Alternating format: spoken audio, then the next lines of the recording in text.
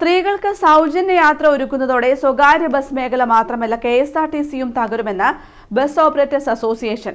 പ്രകടന പത്രിക ഇറക്കിയപ്പോൾ തന്നെ ആശങ്ക അറിയിച്ചിരുന്നതാണെന്ന് അസോസിയേഷൻ ജില്ലാ പ്രസിഡന്റ് PP മോഹനൻ പറഞ്ഞു. ഇന്ധനവില വർധനയ്ക്കെതിരെ ബസ് ഉടമകൾ കണ്ണൂരിൽ സംഘടിപ്പിച്ച ധർണ ഉദ്ഘാടനം ചെയ്യുകയായിരുന്നു അദ്ദേഹം. KSRTCയിലെ സ്ത്രീകളുടെ സൗജന്യയാത്ര വലിയ പ്രതിസന്ധിയാണ് സൃഷ്ടിക്കുകയെന്ന് ബസ് ഓപ്പറേറ്റേഴ്സ് അസോസിയേഷൻ നേതാക്കൾ പറഞ്ഞു. യാതൊരു പഠനവും നടത്താതെ വോട്ട് മാത്രം ലക്ഷ്യമാക്കിയുള്ള പ്രകടന പത്രികയാണ് രാഷ്ട്രീയ പാർട്ടികൾ അവതരിപ്പിച്ചതെന്നും ഇത് വലിയ പ്രതിസന്ധിയാണ് എല്ലാ മേഖലയിലും സൃഷ്ടിക്കുകയെന്നും അസോസിയേഷൻ ജില്ലാ പ്രസിഡന്റ് PP മോഹനൻ പറഞ്ഞു. സ്ത്രീകളുടെ സൗജന്യയാത്ര നടപ്പിലാക്കി കഴിഞ്ഞാൽ ഇന്ന് കേരളത്തിലെ KSRTC ഒരു മാസം തന്നെ 120 കോടി രൂപയോളം അധിക ചെലവിലാണ് നടന്നുകൊണ്ടിരിക്കുന്നത്. ആ ചെലവിന്റെ കൂടെ ഒരു 60 കോടിയും കൂടി സംസ്ഥാന ഗവൺമെന്റ് നഷ്ടം വരും. അങ്ങനെ വരുമ്പോൾ ഒരു ദിവസം ഒരു മാസം 150 കോടിയോളം KSRTCക്ക് അധിക ചെലവായി നൽകേണ്ടി വരും. ഇത് താങ്ങാനുള്ള കെൽപ്പ് ഇന്നത്തെ സംസ്ഥാന ഗവൺമെന്റ് ഉണ്ടോ എന്ന് പരിശോധിക്കേണ്ടതാണ്.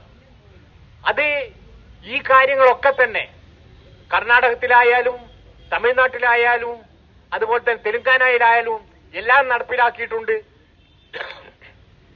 അതുകൊണ്ട് ഞങ്ങളും നടപ്പിലാക്കുന്നു എന്ന് പറഞ്ഞുകൊണ്ട് ഈ ജൂൺ 15-ാം തീയതി നടപ്പിലാക്കാൻ വേണ്ടി തീരുമാനിച്ചു. KSRTCയിലെ സ്ത്രീ സൗജന്യയാത്ര പുനഃപരിശോധിക്കണമെന്നും PP മോഹനൻ ആവശ്യപ്പെട്ടു. ഈ തീരുമാനം നടപ്പായാൽ സ്വകാര്യ ബസ് മേഖല മാത്രമല്ല KSRTCയും തകരുമെന്ന് അസോസിയേഷൻ ജില്ലാ ജനറൽ സെക്രട്ടറി രാജ്കുമാർ കരുവാരത്തും പറഞ്ഞു. സ്ത്രീകളുടെ സൗജന്യയാത്രയിൽ ഞങ്ങൾ ആരും എതിരില്ല. ഞങ്ങളുടെ വീട്ടിലൊക്കെ സ്ത്രീകളുണ്ട്. പക്ഷേ സ്ത്രീകളെ സൗജന്യയാത്രയും കൂടി വന്നു കഴിഞ്ഞാൽ കേരളത്തിലെ പ്രൈവറ്റ് ബസ് മേഖല ഉണ്ടാവില്ല, KSRTC ഉണ്ടാവില്ല. ഈ രണ്ടും നശിക്കും. അക്കാര്യത്തിൽ ഒരു സംശയം വേണ്ട. ഇത് രാഷ്ട്രീയ പാർട്ടികൾ അന്ന് പ്രകടന പത്രിക ഇറക്കുമ്പോൾ നമ്മൾ ഇതിന്റെ നേതാക്കന്മാരോട് പറഞ്ഞിട്ടുണ്ടോ, ഇത് വലിയൊരു അപകടമാണ് നിങ്ങൾ ചെയ്യുന്നത്.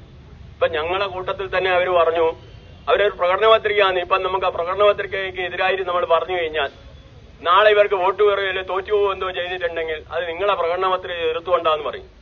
പക്ഷെ ശരിക്കും നോക്കിക്കഴിഞ്ഞാൽ ഈ സ്ത്രീകളെ സൗജന്യയാത്രകളൊന്നും എല്ലാം ഇപ്പോഴത്തെ ഗവൺമെന്റ് വിജയിച്ചതും.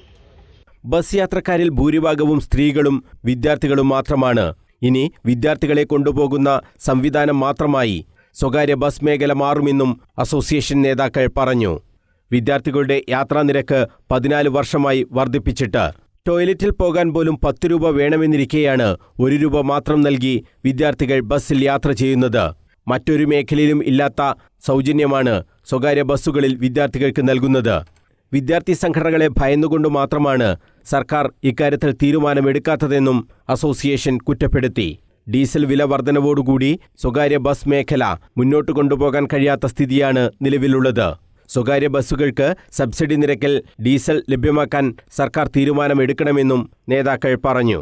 സ്വകാര്യ ബസ് വ്യവസായം നേരിടുന്ന വിവിധ പ്രശ്നങ്ങൾ ഉന്നയിച്ച് കണ്ണൂർ RS പോസ്റ്റ് ഓഫീസിനു മുന്നിൽ നടത്തിയ ധർണ ജില്ലാ പ്രസിഡന്റ് PP മോഹനൻ ഉദ്ഘാടനം ചെയ്തു. KP Muraleedharan, P Rajan, K Purushothaman, K Zubair, TV Dineshan തുടങ്ങിയവർ സംസാരിച്ചു. News bureau, Kannur.